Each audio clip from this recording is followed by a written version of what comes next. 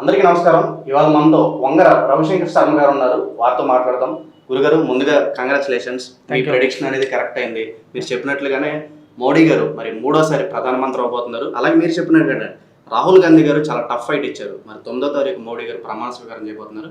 ప్రత్యేకంగా ఆ ముహూర్తానికి ఏదైనా బలం ఉందా? మరి మోడీ గారి జాతకరీత్యా మరి దేశ భవిష్యత్తు ఎలా ఉండబోతుంది? మీ విశ్లేషణ కాస్త గురించి. ఇది మీరు పంచాంగం అనేది మన పూర్వముల నుంచి మనకు వచ్చినటువంటి ఒక మంచి సిద్ధాంతం అన్నమాట. మన పంచాంగంలోనే క్లియర్గా రాయడం జరిగింది. కొన్ని ప్రిడిక్షన్స్ అనేవి చాలా వరకు కరెక్టే. ముఖ్యంగా వచ్చినప్పటికీ రాహుల్ గాంధీ గారిని ఎవ్వరు ఎక్స్పెక్ట్ చేయలేదు ఆయన మళ్ళీ ఇంత టఫ్ ఫైట్ ఇస్తారని చెప్పేసి. ఎందుకంటే కుజుల్లో రాహు అంతర్దశలో ఉన్నారు. ఆయన కుజ లగ్నాథిగా రాహు వచ్చేటప్పటికి బలమైన స్థానంలో ఉన్నాడు. ఇంత బలమైనటువంటి స్థానంలో ఉన్నప్పుడు ఇప్పుడు ఏంటంటే రాహుల్ గాంధీ గారికి మోడీ గారికి కొన్ని కామన్ పాయింట్స్ ఏంటంటే ఇద్దరికి వచ్చేటప్పటికి వృశ్చిక రాశి అన్నమాట. సో వృశ్చిక రాశి, దాని తర్వాత ఇద్దరికి కుజమహర్దశ నడుస్తున్నది. కానీ మోడీ గారి జాతకరీత్యా వచ్చేటప్పటికి కుజుడు చాలా బలవంతుడుగా ఉన్నాడు. ఈ జాతకరీత్యా కూడా కేంద్ర స్థానంలో కుజుడు అనుకూలమైనటువంటి స్థానంలో ఉన్నాడు కాబట్టి ఈ వరకు టఫ్ ఫైట్ ఇవ్వగలిగారు. యాక్చువల్గా నేను ముందుగానే ప్రిడిక్ట్ చేయగలగడం అనేది మన పూర్వీకులు మనకి ఇచ్చినటువంటి గొప్ప విద్య అన్నమాట.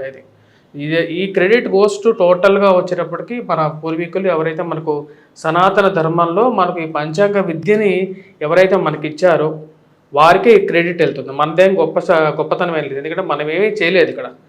వాళ్ళది విద్యని కొనసాగిస్తున్నామే కానీ మనం ఏం చేయలేదు. తప్పులు ఏదైనా జరిగితే మటుకు ఆ తప్పులు మనమే తీసుకోవాలి. ఎందుకంటే ఆ తప్పులు మనం సరిగా చేయలేకపోవటం అది మన యొక్క మిస్టేక్స్ అవుతాయి. కానీ వాళ్ళని అసలు తప్పు పట్టడానికి లేదు.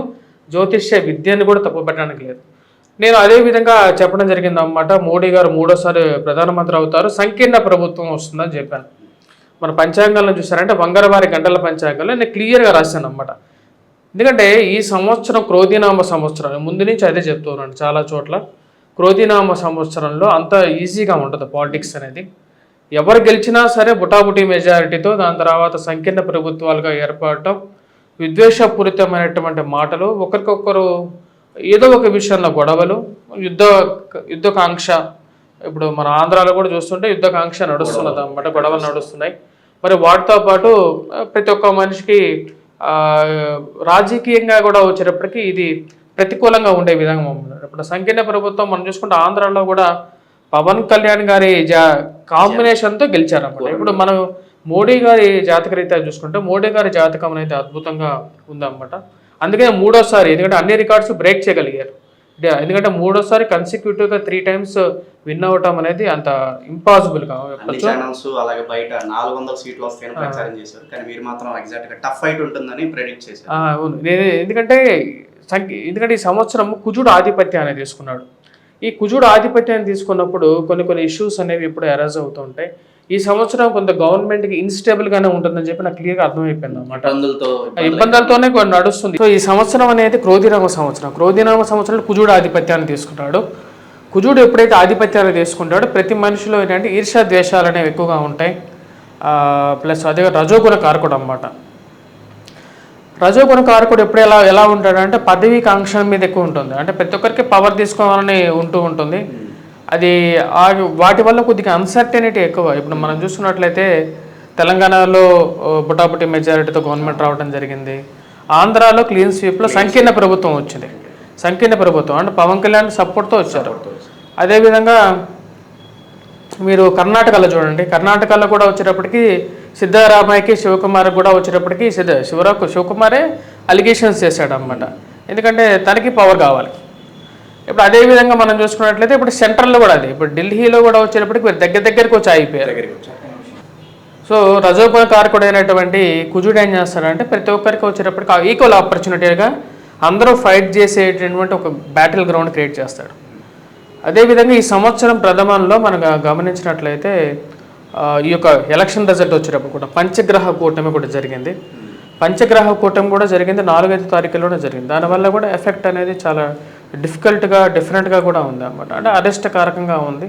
ఈ సంవత్సరం ఇటువంటి రాజకీయ క్రీడ అనేది భయంతో గడుపుతూ ఉంటారు ప్రతి ఒక్క పార్టీ వాళ్ళకి. వచ్చేటప్పటికి లాస్ట్ ఇయర్లో మోడీ గారు ఎలాగైతే అంత స్వింగ్లో చేయగలిగారో కొన్ని రూల్స్ అండ్ రెగ్యులేషన్స్ కూడా చేయగలిగారు. అంత స్వింగ్లో ఈ సంవత్సరం చేయటానికి అంత స్కోప్ అనేది తక్కువగా ఉంది. చివరి నిమిషంలో ఏ పార్టీ వాళ్ళు ఎటు మారుతారో తెలియదు. ఆ యొక్క భయాందోళన అనేది అలా కంటిన్యూ అవుతూ ఉంటుంది. సో ఈ సంవత్సరం అనేది ప్లస్ కుజుడు ఆధిపత్యాన్ని తీసుకున్నప్పుడు యుద్ధకాంక్ష అనేది ఎక్కువగా ఉంటుంది. మనం చూసుకున్నట్లే యుద్ధానికి ప్రతి ఒక్కరు నువ్వు రెడీ అంటే నేను రెడీ అన్నట్టుగా ఉంటుంది. అలా పార్టీల మధ్య కూడా అభిమానుల తగాదాలు కూడా జరగడానికి ఆస్కారం. నేను చెప్పినట్టుగానే మమతా బెనర్జీ గారు మరి తిరిగి ఆధిపత్యాన్ని పొందారు.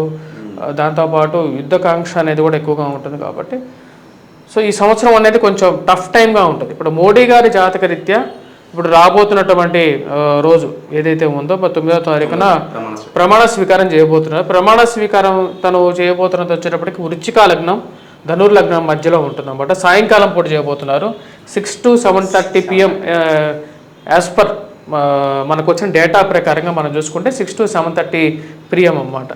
ఇప్పుడు 6 PM 6:30 PM అయితే వృశ్చిక లగ్నం అవుతుంది, 7:20 7:30 అయితే ధనుర్లగ్నం అవుతుంది అన్నమాట. ఈ యొక్క ధనుర్లగ్నానికి వృశ్చిక లగ్నానికి ఉన్నటువంటి పర్సెప్షన్ ఎలా ఉంటుంది అనేది చూద్దాం. ఇప్పుడు వృశ్చిక లగ్నాన్ని మనం చూసుకుంటే సప్తమంలో వచ్చేటప్పటికి గురువు, శుక్రుడు, రవి, బుధుడు ఉన్నాడు. మరియు అదేవిధంగా ఈ యొక్క వృశ్చిక లగ్నానికి వచ్చేటప్పటికి లాభస్థానంలో కేతువు. ఇది ఒక కంఫర్టబుల్ పొజిషన్ అన్నమాట. అంటే సేఫ్ ల్యాండింగ్ అవ్వటానికి ఒక మంచి ముహూర్తంగా కూడా దీన్ని చెప్పొచ్చు. శుభలగ్నంగానే చెప్పొచ్చు. ఎందుకంటే గురువు యొక్క దృష్టి దీని మీద కరెక్ట్గా ఉంది కాబట్టి 4th పొజిషన్లో శని ఉండటం వల్ల వచ్చేటప్పటికి కొంచెం ఉడుదుడుకులతో కూడుకున్నటువంటి ప్రయాణంగానే ఉంటుంది. అంటే అంత కంఫర్ట్ ఉండదు, ఏదో ఒక అబ్స్ట్రక్షన్ అనేది తగులుతూ ఉంటుంది. అది ప్రాబ్లమాటిక్గానే ఉంటుంది అన్నమాట. ఇప్పుడు మోడీ గారి చేయబోతుంటారు. అదే ధనుర్లగ్నంలో చేసుకున్నట్లయితే పంచమంలో వచ్చేటప్పటికి కుజుడు ఉంటాడు. పంచమంలో కుజుడు, షష్టమంలో వచ్చేటప్పటికి గురువు, శుక్రుడు, బుధుడు. కానీ తృతీయంలో శని ఉండటం అనేది చాలా పవర్ఫుల్ అన్నమాట. అంటే శని ఎప్పుడైతే తృతీయంలో ఉంటాడో ఇప్పుడు మనం యాజ్ పర్ మనకున్న అవైలబిలిటీ డేటా అన్నమాట. మన చంద్రబాబు నాయుడు గారి రాశి కూడా వచ్చేటప్పటికి మనకు ధనుర్రాశి అన్నమాట. అంటే ఉన్న డేటా ప్రకారంగా, ఎందుకంటే ఆయన డేటా ఎవరి దగ్గర కరెక్ట్గా లేదు, ఆయన ఏ నక్షత్రంలో పుట్టారనేది కూడా యాక్చువల్గా తెలియదు. But as per available data ప్రకారంగా ఆయన ధనుర్లగ్నంలో పుట్టారు, అంటే ధనుర్రాశిలో పుట్టారు. శని తృతీయంలో ఉంది ఆయనకి ఇప్పుడు జనరల్గా. ఇది పవర్ ఇవ్వగలిగినటువంటి పొజిషన్ అన్నమాట. ఇది యాక్చువల్గా శని యొక్క బలమం ఎక్కువ ఎప్పుడైతే ఉంటుందో మనిషికి పీపుల్ అట్రాక్షన్ అనేది ఉంటుంది. దాని ప్రకారంగానే ఆయన గెలవగలిగారు. Maybe that is the reason. ఎందుకంటే ఎగ్జాక్ట్గా డేటా లేనప్పుడు మన దాని గురించి ఎక్కువగా డిబేట్ కూడా అనవసరం. ఇప్పుడు మన ఈ మోడీ గారి చేయబోతున్నటువంటి ముహూర్త రీత్యా మనం మాట్లాడుకుంటే ఇట్ ఈస్ ఏ చాలా మంచి ముహూర్తంగా కూడా చెప్పొచ్చు. నాకు తెలిసి 6:30 PM అనేది ఫిక్స్ అవుతున్నట్టుంది. ఎందుకంటే వృశ్చిక లగ్నం వచ్చేటప్పటికి 2 విధాలుగా చాలా బెనిఫిట్గా ఉంది. 7th పొజిషన్లో గురువు, అదే 6th పొజిషన్లో కుజుడు అన్నమాట. కుజుడు ఎప్పుడైతే స్వస్థానాల్లో 6th పొజిషన్లో ఉన్నప్పుడు చాలా బలవంతుడుగా ఉంటాడు అన్నమాట. ఎందుకంటే కుజుడు రాజరికానికి మూల బిందువుగా ఉంటాడు కుజుడు. అదేవిధంగా మన మోడీ గారి జాతకంలో కూడా వచ్చేటప్పుడు కుజమహర్దశ అని వస్తున్నది. సో ఇక్కడ అన్నీ మ్యాచ్ అవుతున్నాయి అన్నమాట. కుజమహర్దశలో కుజుడు షష్టబల్లో ఉండటం, ఇప్పుడు నడుస్తున్నటువంటి సంవత్సరం కూడా కుజుడు యొక్క ఇన్ఫ్లుయెన్స్ అన్నమాట. ఫైనాన్షియల్ పరంగా దేశం అభివృద్ధి అనేది పొందడం జరుగుతుంది. కాకపోతే రెసిషన్ ఏదైతే ఉందో, ఆర్థిక మాంద్యం అనేది ఏదైతే ఉందో అది ఇండియా మీద కూడా ఎఫెక్ట్ అనేది ఈ సంవత్సరం చూపించడం జరుగుతుంది. ఇతర దేశాల్లో ఎక్కువ ఉంది, ఇప్పటి నుంచి ఇండియాలో కూడా ఉంటుంది. ఎందుకంటే అక్కడి నుంచి ఇక్కడికి రావటం అనేది చాలా ఈజీ అన్నమాట. చాలా ఫాస్ట్గా కూడా వస్తుంది, దాని యొక్క ఎఫెక్ట్ అనేది కూడా ఉంటుంది. అది ఓవరాల్గా ముహూర్త బల రీత్యా వచ్చేటప్పటికి ఇది ఒక మంచి ముహూర్తంగానే చెప్పచ్చు. దీని యొక్క కొన్ని అబ్స్ట్రక్షన్స్ అనేవి ఉన్నాయి. ఎందుకంటే 4th శని, 5th రాహువు, దీని యొక్క ప్రభావం అనేది దేశం మీద ప్లస్ రాజకీయంగా కూడా కొన్ని నిర్ణయాల్లో ప్రతికూలతలను కూడా క్రియేట్ చేస్తూ ఉంటుంది. అలాగే ప్రతిపక్షంలో రాహుల్ గాంధీ గారి ఎఫెక్ట్ ఎలా ఉండబోతుంది? మీరు ఎగ్జాక్ట్గా ప్రెడిక్ట్ చేశారు సార్, టఫ్ ఫైట్ ఉండబోతుందని మీరు చెప్పారు. సో కొంచెం ఏ బేసిస్ మీద చెప్పారు? అలాగే ప్రతిపక్షంలో ఆయన రోల్ ఎలా ఉండబోతుంది సార్? రాహుల్ గాంధీ గారి జాతకరీత్యా వచ్చేటప్పటికి కుజుల్లో రాహు అంతర్దశ అనేది నడుస్తున్నది. యాక్చువల్గా కుజుల్లో రాహు అంతర్దశ నడుస్తున్నప్పుడు ఆయనకు వచ్చేటప్పటికి కుజుడు రాహువు చాలా బలమైనటువంటి స్థానాల్లో ఉన్నారు. ఆయన కుజ లగ్నాధిక రాహువు. తద్వారా వచ్చేటప్పటికి ఆయన ఇంత ఎవరు ఎక్స్పెక్ట్ చేయలేనటువంటి స్థాయిలోకి 99 సీట్స్ అయినా రాగలిగాయి. యాక్చువల్గా అందరూ 54 సీట్స్ వస్తాయనుకున్నారు. ఆయన ఏజ్ కూడా almost near to that. So ఆ మోడీ గారు కూడా అదే సాటైర్ వేశారు అన్నమాట. కానీ అలా జరగలేదు. ఎందుకంటే జ్యోతిష్యం వేరు, నిజంగా జరిగేది వేరు కదా. సో దానికి ఆయన ఈ సంవత్సరంలో, అంటే ఈ యొక్క సంవత్సరంలో చాలా బాగా పెర్ఫామ్ చేయగలుగుతారు. ముఖ్యంగా మోడీ గారికి అయితే కొద్దిగా గడ్డు కాలంగానే, అంటే అన్ని విధాలుగాను, ఎందుకంటే బలమైన ప్రతిపక్షం ఎప్పుడైతే సభలో ఉంటుందో కొన్ని నిర్ణయాలు తీసుకోవటంలో అంత ఈజీగా ఉండదు, సులువుగా ఉండదు. ఇప్పుడు యూసీసీ కానీ లేకన్నా ఉంటే కామన్ సివిల్ కోడ్ కానీ ఏదైతే మోడీ గారు అనుకున్నారో అవన్నీ అంత ఈజీగా ఉండదు అన్నమాట. ఏదో ఒక ప్రభావం చూపించటం అనేది జరుగుతుంది, వ్యతిరేకమైనటువంటి ఫలితం కూడా వస్తుంటుంది. గురుగారు, మీ అనాలిసిస్ ప్రకారం మనకి అయోధ్యలో రామ మందిరం కట్టించారు, ఎక్కడైతే రామ మందిరం కట్టించారో అక్కడ బీజేపీ అనేది ఓడిపోవడం జరిగింది. సో దీనికి కారణం ఏమై ఉంటుంది అంటారు మీ అనాలిసిస్ ప్రకారం? అదే వ్యతిరేక పవనాలే అన్నమాట. ఎందుకంటే ఇప్పుడు మనం ఇందాక చెప్పినట్టుగా ఇప్పుడు రాహుల్ గాంధీ గారి జాతకం, ఇప్పుడు మనం ఒకరి జాతకాన్ని చూసి ఇప్పుడు పర్సెప్షన్ అయిపోయాం. ఇప్పుడు రెండు పర్సెప్షన్ ఇద్దరివి చూసినప్పుడు పోటాపోటీ అనేది గత ఎన్నికల ముందు ఇంత బలంగా లేరు. ఎవరు మన రాహుల్ గాంధీ గారి జాతకం ఇంత బలంగా లేదు, కానీ ఇప్పుడు బలవంతంగా తయారైంది అన్నమాట. సో దానికి ఎప్పుడైతే తన జాతకం అనేది బలంగా తయారవుతూ ఉంటుందో ఆటోమేటిక్గా దాని యొక్క ఎఫెక్ట్ అనేది మోడీ గారి మీద పడుతుంటుంది కదా ఇప్పుడు. సో ద ఆపోజిషన్ అనేది పెరిగిపోయింది. దాంతోపాటు కొన్ని ఏంటంటే జనరల్గా ఒకే మనిషిని 3 సార్లు చూడాలన్నా సరే జనాలకి దాన్ని యాక్సెప్ట్ చేసే కెపాసిటీ కూడా ఉండాలి. అది ఇట్ ఈస్, ఎందుకంటే మనకు నెహ్రూ గారు మొట్టమొదటిసారిగా 17 సంవత్సరాలు చేయగలిగారు మొదటిసారి. అప్పుడు ఇండిపెండెన్స్ పీరియడ్లో చేయగలిగారు. అప్పట్లో ఫస్ట్ 2 ఇయర్స్ అసలు మనకు ఎలక్షన్స్ లేవు. దాని తర్వాత first only 1 party in India ఏంటి, కాంగ్రెస్ పార్టీ. సో కాబట్టి 3 టైమ్స్ ఈజీగా గెలవగలిగారు. దాని తర్వాత ఈ డికేడ్లో, అంటే ఇప్పుడు 2020 ఈ యొక్క సంవత్సరాల్లో ఏ పార్టీ 3 సార్లు కంటిన్యూస్గా చీఫ్ మినిస్టర్లు కాలేరు, ప్రైమ్ మినిస్టర్లు కాలేరు అన్నమాట. ఎందుకంటే పరిస్థితి అలా ఉంటుంది. ఎందుకంటే పీపుల్ వాంట్ సంథింగ్ మోర్, మీరు అనుకునే దానికన్నా వాళ్ళకి ఎక్కువగా ఉంటుంది. రజోగుణ కార్యక్రమం అని చెప్పాను కదా, అయితే కుజుడు యొక్క ఎఫెక్ట్ అనేది ఎక్కువగా ఉంటుంది అన్నమాట. సో పొలిటికల్ ఇన్స్టెబిలిటీ అన్నీ ఒకేసారి కలిసి వచ్చాయి. ఇప్పుడు ఈయనకి కుజ మహర్దశ, రాహుల్ గాంధీ గారికి కుజ మహర్దశ, ఇద్దరు బలవంతులు. అదేవిధంగా మనకు ఉగాది చూసుకుంటే మనకు క్రోధినామ సంవత్సరంలో ఆధిపత్యం తీసుకుంది కుజుడు. సో ఇవన్నీ కుజుడు చూస్తాయి మీకు కాంబినేషను. సో దానికి ఎఫెక్ట్. సో ఇది ఇలా జరగాలి కాబట్టి వాళ్ళు అన్ని సీట్లు వచ్చాయి. సో నెక్స్ట్ ఇయర్ ఎలా ఉండబోతుంది అంటే రాబోతున్నటువంటి సంవత్సరంలో ప్రజా వ్యతిరేకత అనేది కూడా కొంచెం ఎక్కువగా ఉంటుంది బీజేపీ ప్రభుత్వం మీద, అంటే ఎవరైతే రూలింగ్ గవర్నమెంట్ ఉంటారో వాళ్ళ మీద. ఎందుకంటే విశ్వావసు నామ సంవత్సరం అన్నమాట రాబోతున్నది. విశ్వావసు నామ సంవత్సరంలో ఎందుకంటే ఇప్పుడు మీకు అర్థమవుతుంది కదా, ఈ సంవత్సరం బాగలేదంటే జనాలు జనరల్గా వాళ్ళ చూపులన్నీ ఎలా ఉంటాయంటే దే వాంట్ సంథింగ్ మోర్.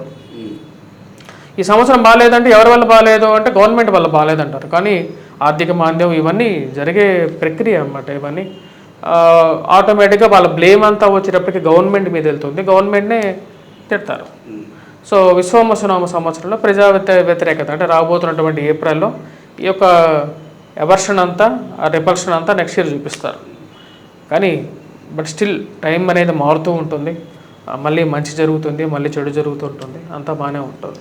గురుగారు, మీ అనాలిసిస్ ప్రకారం కాస్త ఇబ్బందులు వచ్చే అవకాశాలు ఉన్నాయని చెప్తున్నారు.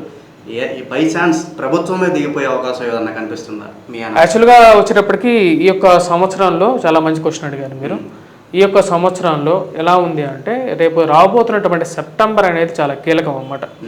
సెప్టెంబర్, అక్టోబర్, నవంబర్ మంత్స్ అనేది దేశ రాజకీయ స్థిరత్వానికి అస్థిరత్వానికి మూల బిందువు అవుతుంది అన్నమాట. ఎందుకు అలా చెప్తున్నాను అంటే సెప్టెంబర్లో కుజుడు నీచత్వం పడుతున్నాడు. సెప్టెంబర్లో కుజుడు ఎప్పుడైతే, ఎందుకంటే ఈ సంవత్సరం రాజు కుజుడు మనకు మన పంచాంగ రీత్యా చూసుకుంటే, ఎందుకంటే జ్యోతిష్యం వేరు, జోస్యం వేరు. జోస్యం అనేది అంటే ఎలా అంటే ఓవరాల్గా ఈ యొక్క టోటల్ ఇండియా గ్లోబ్ని చెప్పేదే జోస్యం అనేది. అంటే యాక్చువల్గా వచ్చేటప్పటికి పంచాంగకర్తలు జనరల్గా వచ్చేటప్పటికి వాళ్ళు ఓవరాల్ గ్లోబ్ గురించి చెప్తుంటారు. నేను పంచాంగం కూడా రాస్తాను కాబట్టి నేను చెప్పగలుగుతున్నాను అన్నమాట. ఎందుకంటే కుజుడు ఎప్పుడైతే నీచత్వం పడతాడో, కుజుడు నీచత్వం ఎప్పుడైతే స్టార్ట్ అవుతుందో అప్పుడు, అంటే ఇప్పుడు ఆల్రెడీ కుజుడు వచ్చేటప్పటికి మేషంలో ఉన్నాడు. సో మనకు వచ్చేటప్పటికి ఇంకో 45 డేస్ అన్నమాట. ఇంకో 45 డేస్లో ఎక్కడ ఉంటాడు, ఇంకో 45 డేస్ ఇక్కడ సెప్టెంబర్ ఇక్కడికి వచ్చేస్తాడు అనమాట. సెప్టెంబర్లో ఎప్పుడైతే కుజుడు అక్కడికి రాగలుగుతాడో అప్పుడు దాని ఎఫెక్ట్ అనేది ఇండియా మీద ఉంటుంది, ప్రపంచం మీద కూడా ఉంటుంది అన్నమాట. యుద్ధం జరగడానికి మేజర్ ఒక ఛాన్స్, సమ్ ఛాన్సెస్ అన్నమాట ఏమని అంటే, ఎందుకంటే ఈ సంవత్సరమే అలా ఉంది, యుద్ధం జరగడానికి ఒక ఛాన్స్ ఉంటుంది. సెకండ్ ఛాన్స్ వచ్చేటప్పటికి పొలిటికల్ కొలిజన్స్, పొలిటికల్గా వచ్చేటప్పటికి అంటే ఏవైతే సంకీర్ణ ప్రభుత్వాలు ఉన్నాయో అవి కూలిపోవడానికి సెకండ్ ఛాన్స్. నెక్స్ట్ దాని తర్వాత కొట్లాటలు, గొడవలు, ఆర్థిక మాంద్యం, ఈ 3 ఛాన్స్ అన్నమాట. స్టాక్ మార్కెట్ నేను ఆల్రెడీ బ్రేక్ డౌన్ అవుతుంది, సంవత్సర ప్రథమార్థంలో స్టాక్ మార్కెట్ అనేది కొలాప్స్ అవుతుందని చెప్పాను. అవ్వదని కొంతమంది అనుకున్నారు, బట్ అయింది అనమాట. 5,000 పాయింట్లు సెన్సెక్స్ డౌన్ అయింది, 2,000 పాయింట్ల పైన నిఫ్టీ డౌన్ అయింది. ఇప్పుడు రికవరీ మోడ్లో ఉంది. మళ్ళీ చంద్రబాబు గారి స్టేట్మెంట్ తర్వాత ఒక్కసారిగా కొంచెం రికవరీ అయింది. ఎందుకంటే వాళ్ళకి ఆల్టర్నేటివ్ చాయిస్ కూడా లేదు యాక్చువల్గా. ఇప్పుడు వేరే వాళ్ళ దగ్గరికి వెళ్ళడానికి కూడా వాళ్ళు ఆల్రెడీ 10 మందితో కలిసి ఉన్నారు, ఆల్రెడీ 15 పార్టీలు కలిసి ఉన్నాయి కాబట్టి వాళ్ళకి best party, single largest party BJP అవుతుంది కాబట్టి వాళ్ళు వేరే వాళ్ళ దగ్గరికి వెళ్ళలేరు. ఇప్పుడు మనం చూసినట్లయితే ఈ సెప్టెంబర్ తర్వాత వచ్చేటప్పటికి, సెప్టెంబర్ టు నవంబర్ ఈ పీరియడ్లో వచ్చేటప్పటికి కుజుడు ఎప్పుడైతే కుజుడు మాందాబ్దం జరుగుతుందన్నమాట, అంటే కుజుడు ఓన్లీ నీచత్వంలోని ఎక్కువ టైం ఉండబోతున్నాడు. దాదాపు around 3 months period, 2 months period ఉంటున్నాడు అన్నమాట. ఈ యొక్క పీరియడ్లో వచ్చేటప్పటికి రాజకీయ ప్రతికూలతలు బాగా ఎఫెక్ట్ అవుతాయి. కొలిజన్స్ అంటే ముఖ్యంగా వచ్చేటప్పటికి రాజకీయ పార్టీల్లో సమీకరణాలు మారడం, కొలాప్స్ అవ్వడం ఇవన్నీ జరుగుతాయి కాబట్టి సో ఛాన్సెస్ మనం కొట్టిమారడానికి ఏమీ లేదు. ప్లస్ రాజకీయంగా కూడా, ప్లస్ దేశానికి కూడా అంత ఫేవరబుల్ పీరియడ్ కాదు. ప్లస్ ఆరోగ్యపరంగా కూడా జనాలు కొంచెం జాగ్రత్తలు తీసుకోవాలి. ఎందుకంటే రాబోతున్నటువంటి పీరియడ్లో ఒకప్పుడు కోవిడ్ లాంటి పరిస్థితులు కూడా కొన్నిసార్లు రావడానికి, బయటికి మళ్ళీ వైరస్ రావడానికి కూడా అవకాశం ఈ సంవత్సరం అనేది ఉంది.